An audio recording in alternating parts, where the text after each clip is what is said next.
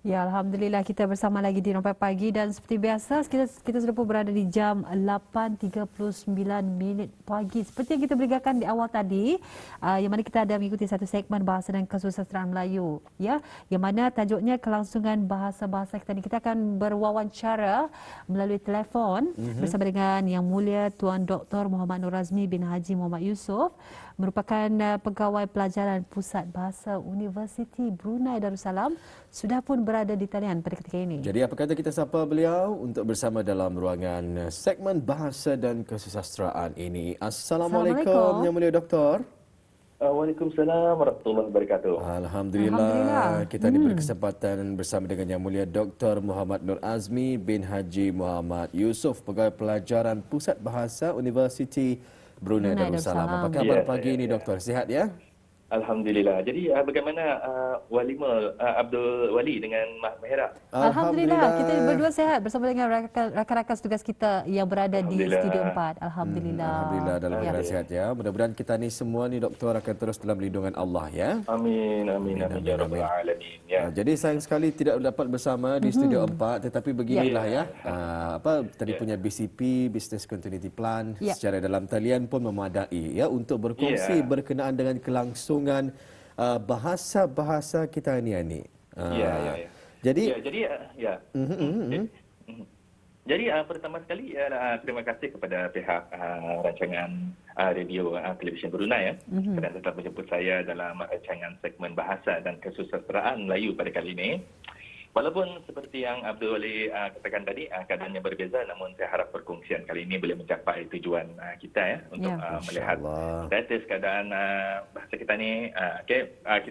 Saya berharap pembincangan pada pagi ini, walaupun secara santai saja ya Abdul Wali, kita namunnya berguna untuk kita semua ya.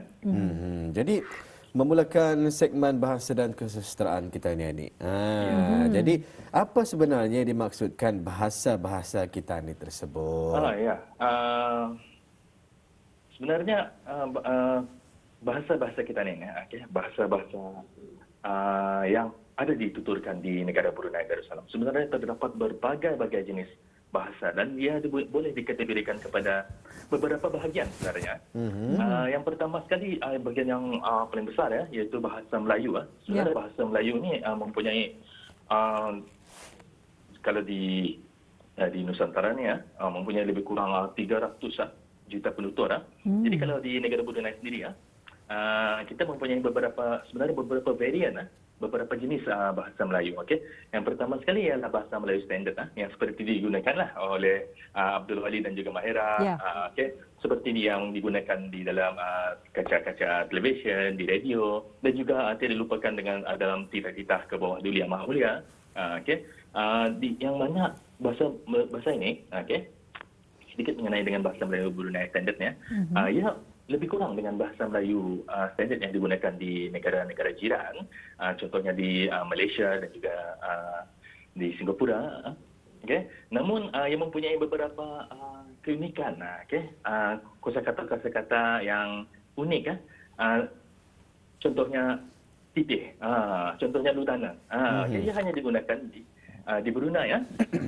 Itu yang pertama. Kalau di negara-negara jiran kita ni tidak ada menggunakan perkataan titih dan juga lutanan ini tadi, Doktor. Ini adalah unik kepada negara kita ya. Namun terdapat banyak lagi kosakata yang sangat unik kepada negara-negara kita. Yang seterusnya ialah cakap Brunei. Cakap Brunei kita ni. Ini unik. Ini dikatakan sebagai bahasa pertuturan kita seharian. Dan terdapat juga dua lagi varian yang lain, iaitu Kurapak Belandih. Ini Kurapak Belandih ni seperti kita sedia maklum ada digunakan di kampung air. Ini unik di kampung air. Dan selalunya digunakan oleh orang-orang sini orang-orang warga emas di sana. Dan yang terakhir sekali ialah bahasa Kedayan. Ini kita tahu dikategorikan sebagai bahasa Melayu di Brunei kerana varian, kerana kognet ataupun persamaan yang sangat tinggi. Namun terdapat juga bahasa-bahasa yang lain, bahasa-bahasa etnik yang tidak bertulis. Ini sangat unik. Contohnya bahasa yang digunakan oleh etnik dusun, bahasa etnik Tutong, bahasa etnik Bisaya, bahasa etnik Belait dan juga bahasa etnik Murut, yakni Lun Bawang. Okey, jadi inilah bahasa-bahasa yang digunakan dalam di Brunei. Selain daripada terdapat juga bahasa-bahasa asing, contohnya bahasa Arab, bahasa Inggeris, bahasa Cina, Hindi dan Tamil digunakan oleh warga India dan juga bahasa dari negeri jiran. Contohnya bahasa Iban, bahasa Penan Mukah dan bahasa Kuching pun ada. Okey. Jadi apa yang ingin dibincangkan di sini di dalam rancangan ini ialah bahasa Melayu dan juga bahasa-bahasa yang digunakan dalam etnik-etnik yang termasuk dalam 7 puak jati yang ada di Brunei, iaitu bahasa Melayu Brunei, bahasa Kedayan, bahasa Dusun, bahasa Tutong, bahasa Bisaya, Belait dan juga bahasa Murut ataupun dikenali sebagai Lun Bawang. Okey, alhamdulillah telah kita ketahui sebetulnya apa yang dimasukkan bahasa-bahasa kita ni. Ada banyak varian yang telah di Kalau Maira sendiri tahu menggunakan bahasa apa sahaja? Melayu Brunei biasa, Kedayan pandai. Pandailah sedikit-sedikit. Sebab ada rakan-rakan kan juga yang mengajar lah. Lagipun itu antara sebahagian daripada kita ni percakapan seharian lah. Betul sekali. Jadi kita percaya ianya agak penting untuk dijaga dan dipelihara bahasa-bahasa ni. Jadi kenapa ia perlu dijaga dan juga dipelihara ni, Doktor?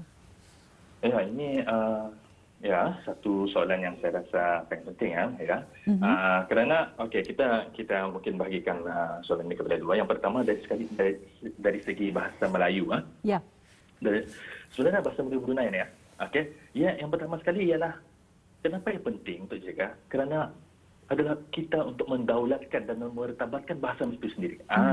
Ini penting. Sebenarnya bahasa Melayu Brunei ini itu telah digunakan setelah beratus-ratus tahun sehingga ia diperundangkan dalam Perlembagaan Negeri Brunei tahun 1959 dan pindaan 2004 sebagai bahasa resmi. Dan ini membuktikan kerajaan Kebawah Duli Yang Maha Mulia itu mengiktiraf peranan bahasa Melayu itu sendiri. Sehingga Kebawah Duli Yang Maha Mulia, Perdana Seri Baginda Sultan dan Yang di-Pertuan Negara Brunei Darussalam pernah bertitah mengenai dengan bahasa, kepentingan bahasa. Antara intipati titah Baginda mengatakan yang banyak bangsa sebenarnya tetap maju dan berkembang dengan hanya menggunakan bahasa mereka. Baginda pernah bertanya, apakah kita tidak tersuntik dengan semangat ini? Ini penting. Namun kepentingan untuk mempelajari bahasa asing ataupun bahasa Inggeris juga tidak diketepikan. Malah kita digalakkan untuk mempelajari dan mendalaminya. Terutama bahasa-bahasa asing. Contohnya bahasa Inggeris, bahasa Arab, bahasa Perancis contohnya, bahasa Cina. Sebenarnya bahasa-bahasa ini sangat penting. Kalau kita ingin menjadi lebih besar, ingin untuk berjalan untuk keluar secara global, ia penting untuk dipelajari. Namun yang lebih penting ialah pendaulatan bahasa Melayu itu sendiri. Jangan dikendurkan, jangan sampai diduakan. Yang penting kita mesti mengamalkan. Melalui bahasa itu kita dapat mengamalkan nilai-nilai murni dan memelihara jati diri kita dengan cara Melayu Islam Beraja. Jadi yang saya ingin di sini ingin berkongsi satu kisah. Satu kisah unik. Sewaktu saya semasa sepanjang kerja saya di Universiti Brunei Darussalam, di mana terdapat satu kisah pada tahun 2015 pertukaran seorang pelajar dari luar negara, iaitu dari negara Jepun. Dia datang untuk belajar bahasa kita ni, bahasa Melayu Brunei. Namun ia bukan saja belajar bahasa, namun budaya orang kita ni. Antara pengalaman beliau, ini ada disiarkan di salah satu laman seseorang. Katanya sewaktu tinggal di Brunei, saya melihat orang Brunei ini mempunyai hati yang baik, perkataan yang baik dan sikap yang baik. Ini menunjukkan yang bahasa kita ini itu melambangkan jati diri kita ni. Kenapa yang penting untuk dipelihara. Itu yang pertama. Yang kedua pula, dari segi bahasa-bahasa etnik kita ni, ini yang paling penting. Kenapa yang perlu dijaga? Kerana keadaan bahasa etnik kita ni tadi. Okey. Sebenarnya dalam keadaan terancam. Yang pertama sekali Ya. yang perlu kita ingat, jika sesuatu bahasa etnik itu mati, ia akan terus mati dan pupus. Okey. Kepupusan bahasa ni memang sebenarnya sering dibincangkan di persidangan antarabangsa. Contohnya persidangan di Pertubuhan Bangsa-Bangsa Bersatu contohnya, mereka pernah melalui satu jabatan Division for Social Policy dan Development ada menekankan kelangsungan bahasa ini sangat penting untuk identiti dan maruah bangsa itu sendiri. Bukan itu saja. Ia bukan saja untuk berkomunikasi, namun ia juga untuk memelihara adat, budaya, sejarah dan ilmu kebijaksanaan sesuatu masyarakat. Ini penting nih. Ilmu yang macam mana nih yang saya maksudkan ini? Ilmu tentang sikap, biodiversity dan juga alam. Sebenarnya terkandung dalam sesuatu bahasa tersebut. Kebijaksanaan yang macam mana? Contohnya tentang pertanian, tentang pertukangan tangan, perubatan dan berbagai-bagai lagi. Sebenarnya kalau ikut Pertubuhan Kesihatan Sedunia WHO ada menyatakan sebenarnya 80% daripada berbilion-bilion penduduk dunia ini bergantung kepada haiwan dan juga tumbuhan sebagai sumber makanan dan juga perubatan. Jadi mungkin saja terdapat pengetahuan yang tersimpan dalam sesuatu bahasa tersebut. Jadi pengetahuan ini sebenarnya bagus dibuat kajian lanjutan. Kerana ia mungkin saja akan menyumbang kepada data tentang kajian tentang perubatan terhadap perubatan tradisional khususnya di negara kita. Jadi ini sebabnya kenapa ia penting untuk dijaga dan dipelihara. Baik ya. Itu tadi kenapa pentingnya untuk kita ni menjaga bahasa kita ni ini tadi. Dan juga perlu kita ni pelihara kerana kita percaya ada kepentingan-kepentingan yang tersendiri jadi mudah-mudahan ianya indah luputlah seiring dengan peredaran zaman ni doktor ya. Ya betul, supaya anda luput sebab sekali ia luput dia akan terus luput. Dia akan agak sukar untuk dihidupkan kembali itu dia ya. Jadi kalau doktor sendiri melihat bagaimana keadaan ataupun status bahasa-bahasa kita ni tersebut. Tadi dikongsikan ada berapa bahasa tadi? 7? Ya, ada 7 mengenai dengan ni mengenai dengan status keadaan bahasa-bahasa kita ni sebenarnya sukar untuk menentukan yang ini akan mati, yang ini akan terus hidup. Sebab sebenarnya terdapat perlu lebih kajian yang komprehensif dan menyeluruh. Namun saya akan bercakap secara umum kajian daripada sarjana-sarjana kita yang bermula daripada tahun 90-an sebenarnya sudah mengenai dengan bahasa-bahasa ini. Kajian mendapati kalau bagi konteks bahasa Melayu Brunei, ia adalah di tahap yang tinggi. Yang ini bermaksud penutur-penuturnya ramai, lebih daripada 60% orang-orang kita ni boleh menggunakan bahasa Melayu Brunei.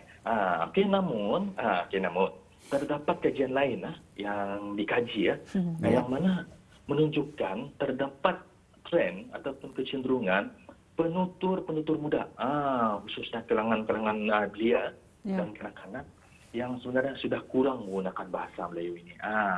Ini dirasakan satu cabaran kepada bahasa kita ni.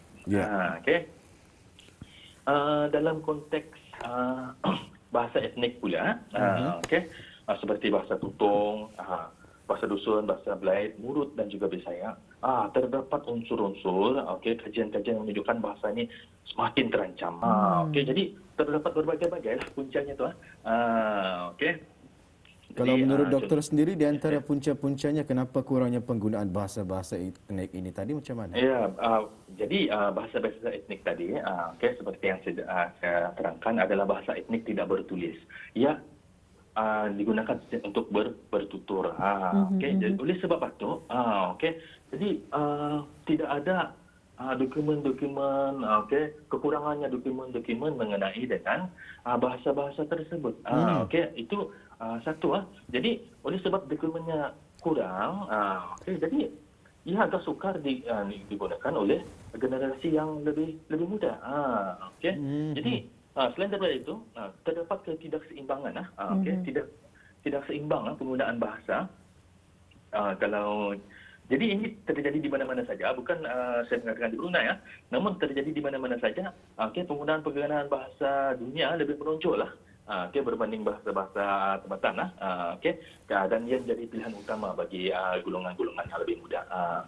Dan yang saya rasa satu lagi tentang terputusnya proses transmisi atau pemindahan bahasa antara generasi terdapat tren di mana cenderungan orang-orang dewasa, terdapat satu kajian menunjukkan orang-orang dewasa yang berumur 40 tahun ke atas, yang